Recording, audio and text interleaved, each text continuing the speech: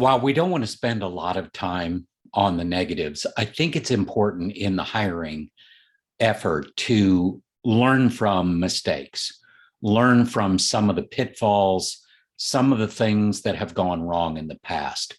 And I've seen them all, I think.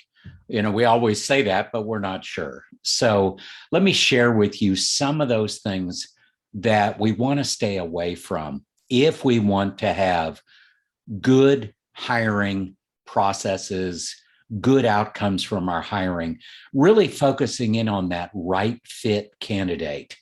Because the things that I'm going to show you in hiring fails are things that don't allow us to get to the right fit candidate. And what are those things?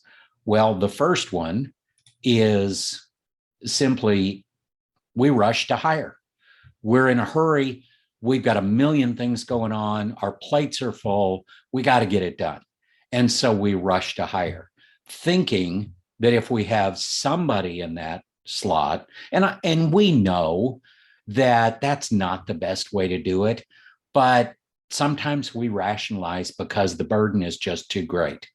And hiring is a full-time job all in itself. And as we probably all know who have been hiring managers. So what's the next pitfall that we need to stay away from? That next one is a lack of clarity. What's going on?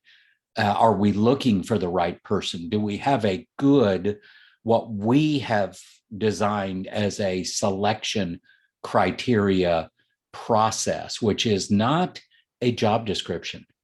It is a clear idea of what does that ideal candidate need to bring to the table so that they can step in and become productive as soon as possible. And so clarity is very important. Not having true clarity, and unfortunately, a job description by itself doesn't really give true clarity on what the ideal candidate looks like, what their behavior patterns are, what their experience levels are. And so we need to create that target that we're looking for. The next thing that we need to look at is maybe there's a lack of agreement in what we're actually looking for. That's something we've got to fix on the front end. And that's why that selection criteria process is so very important. What else? Not enough insight into the candidates.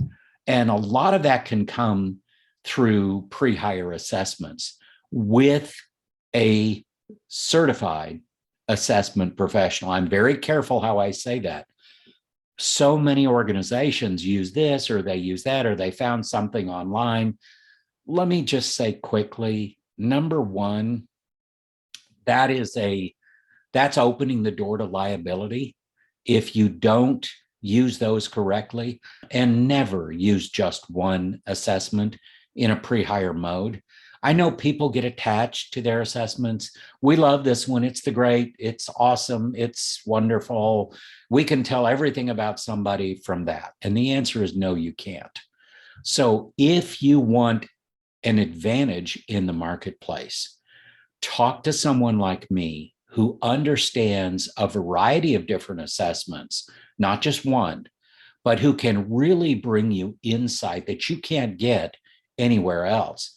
I had a psychologist tell me one time that assessments, pre-hire assessments, good validated assessments will give you the same information that you would get if you worked with that individual for a year or two, but you get it up front before you ever hire them. That's a huge advantage. So what's next on our list here? Not enough time spent with candidates. I see this so often. We do a phone interview, bring them in. Do they look good? Have the interview. Yep, we're ready. Let's go. Hire. That's kind of like marrying after the first date. And that's something you have to really think about. I know time is precious. I know there's a lot of demand on time, but think about this is someone you're bringing into your organization, into your team, and they're going to have an impact. is that impact going to be very positive, or is that impact going to be a drain on the organization? And those are things you need to think about. Don't be willing to settle. Settling is something that we highly recommend against. Settling is just saying, I guess this is the best we can get right now, so let's hire.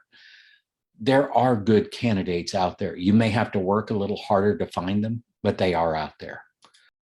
This is where I'll end this today. Inconsistent hiring processes, where either the process is not in place from start to finish. I think our search process has 27 steps, and you don't have to do that, but we have a very detailed search process that allows us to ensure that we are accountable to a good hiring practice. I highly encourage looking at your current hiring practices and processes and try to identify where the gaps are. And some of these videos may help you do that. Thank you for joining me today.